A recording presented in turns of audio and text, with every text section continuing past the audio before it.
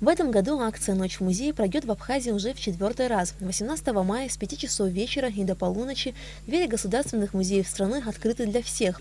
Цель проведения данной акции – привлечь как можно больше посетителей, в первую очередь молодежи, а также продемонстрировать достижения и потенциал современных музеев Абхазии. Это замечательная ежегодная акция. Один из акторов развития музея, она помогает привлекать самую широкую аудиторию. Многие музеи именно к этому дню подготовили очень интересные экспозиции, которые сложно будет увидеть в какое-либо другое время. В ходе акции «Ночь в музее» посетители ждут яркие и неординарные программы, посвященные культурному и историческому наследию республики. Так, в Государственном музее боевой славы помимо экскурсий пройдут выступления эстрадных певцов, вокальных и танцевальных ансамблей. У посетителей будет возможность сфотографироваться у одного из главных музейных экспонатов – автомобиля первого президента Абхазии Владислава Ардзинба. В Государственном музее Абхазии также будет организована культурная программа. Впервые посетители смогут увидеть драгоценные камни, найденные при раскопках.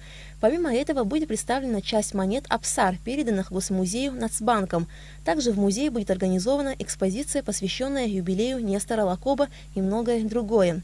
В литературно-мемориальном музее Дмитрия Гулия посетителей ждет интересная программа, посвященная 105-летнему юбилею Георгия Гулия. Не просто рассказывать о нем или показывать фильм, а нам бы хотелось всех, кто придет, всех любителей литературы приобщить к его творчеству непосредственно, то есть провести литературные чтения произведений Георгия Дмитриевича Гулия. В Министерстве культуры выразили надежду, что все музеи республики примут активное участие в акции «Ночь в музее».